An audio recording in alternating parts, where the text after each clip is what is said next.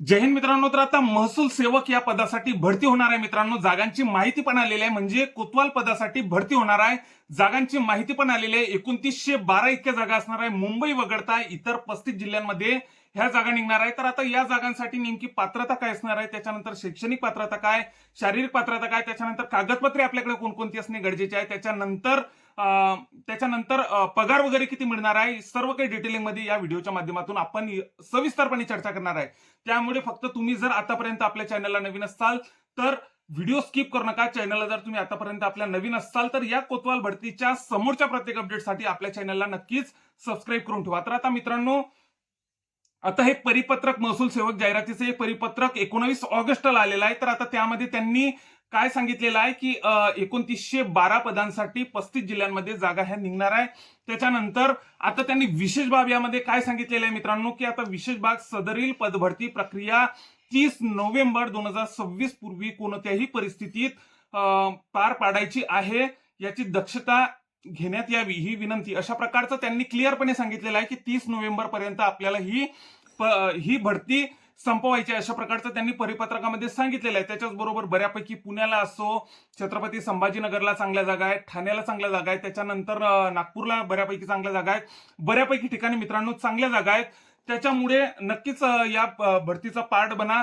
त्याच्यानंतर याच्यासाठी पात्रता काय असणार आहे मित्रांनो, तर पात्रता 4थी पास असणं गरजेचं आहे. वयोमर्यादा याच्यासाठी 18 ते 40 वर्षापर्यंतचे उमेदवार याच्यासाठी पात्र असणार आहे. मानधन काय भेटणार आहे, पेमेंट काय भेटणार आहे, पेमेंट तुम्हाला 15,000 रुपये पेमेंट भेटणार आहे. त्याच्यानंतर रहिवासी असणे गरजेचंच आहे.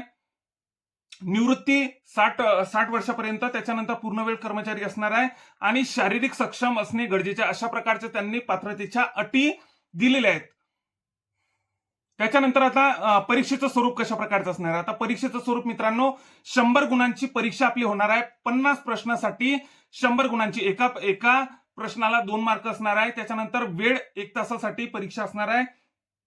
आणि याच्यामध्ये काय आहे, तर 100 पैकी तुम्हाला कमीत कमी 40 गुण मिळणे अनिवार्य आहे. त्याच्या व्यतिरिक्त तुम्ही या परीक्षेसाठी अपात्र ठरणार आहे.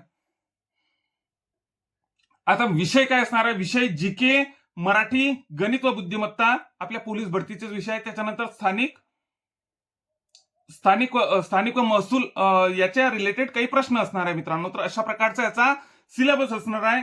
तर आणखी याच्या रिलेटेड समोर ज्या काही अपडेट येत राहतील आणि त्याच्याच बरोबर तुम्हाला जर आपले जीके वगैरेची, मराठी वगैरेची जर पीडीएफ वगैरे पाहिजे असेल तर प्रॉपरली मी पीडीएफ वगैरे म्हणजे पीवायक्यू, आतापर्यंतचे पीवायक्यू वगैरे सर्व काही कव्हर करण्याचा प्रयत्न केलेला आहे.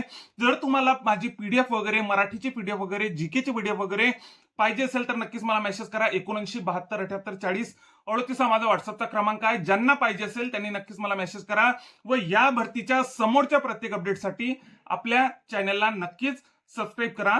जय हिंद.